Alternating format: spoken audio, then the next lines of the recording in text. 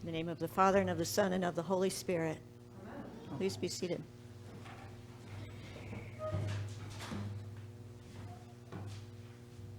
In those days, God sent the prophet Micah to speak to the people, to offer words of hope.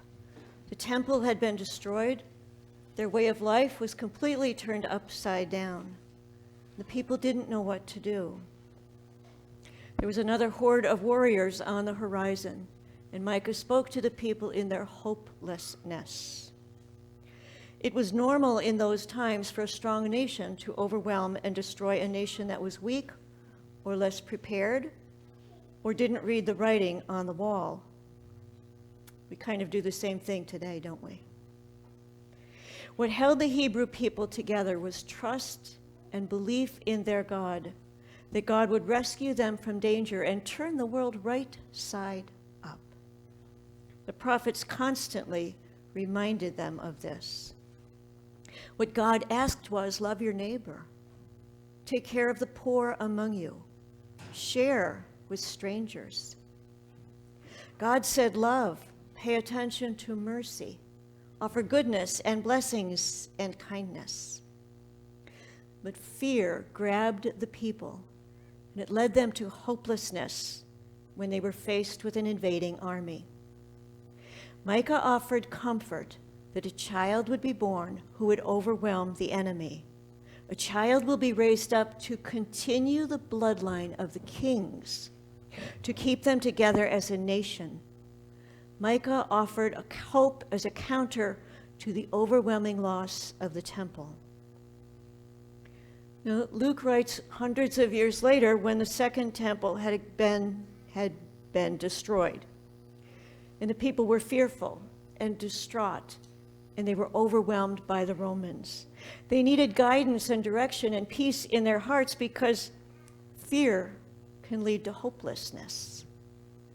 And Mary was given a special role in the renewal of the nation. Now, Mary has been noted in history as being peaceful, carrying the child of God in her womb. She was so wonderful, holding the words of the angel in her heart. I say baloney, she was terrified. Okay? So imagine with me, Mary's a young teenager, probably just a year, maybe, into her menses. The women around her would have known that something was different when she didn't sit comfortably with the women. The story of the red tent, anybody read the red tent? Yeah, the story of the red tent leads me to think that the women had a special place to go, a room, a place apart, because women were unclean during this time of the month. Her mother would have noticed.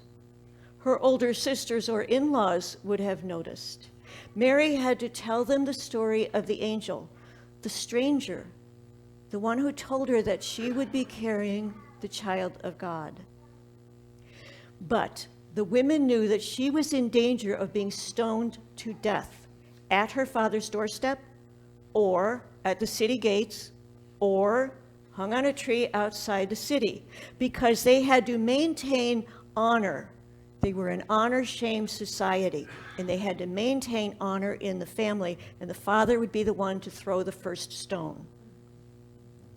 And that was not fair to the community. Mary was in mortal danger. She literally ran to the hills. Perhaps the women sent her. Perhaps her father had to turn a blind eye to the situation. He gave her some sheep to deliver to the hill country, maybe, away from the prying eyes of the neighbors. The fear of having to kill their own child to support the honor system must have overwhelmed the whole family. So I'm thinking about Mary staying with an auntie for a time, and then she returned when the child was showing into the arms of her father and mother, and quickly made a turnaround to go to Bethlehem, out of reach and sight of the neighbors. And Joseph became part of the solution. Sometimes we all need the hug of a special auntie or prophet to get us back on the right track, to lift us from fear, to renew our relationships, to tell us we matter, we are loved. I picture Elizabeth being this auntie for Mary, Mary's fear was overcome with joy, the love and joy that Elizabeth offered. Think of an auntie you've had along the way. Now, Micah promised that Zion, the Jewish nation, will rise and live in the presence of God again. And Luke told the people the same thing. They will live in the presence again. I believe God offers us the things that we dream of, the hope of peace, the joy of being loved, the sense that the world can be turned right side up when we cooperate with God. And I believe we are all God bearers, as Mary was. Being a God bearer might fill us with fear and make us run to the hills. But being a God bearer can also fill us with joy when we cooperate with God. Being a God bearer is a huge responsibility. We have to believe in the hope that God's love will turn the world right side up. The greatness of God will be proclaimed in our hearts and in our heads and in our actions. Fear can lead to hopelessness. It can make us do crazy things as a people, as a nation, as humans. Yet God offers comfort and direction in the middle of everything that we are most afraid of. So we can stop being afraid. We can rejoice in the joy of God's love amidst a pandemic, economic, and worldwide disasters. Fear will be turned into action.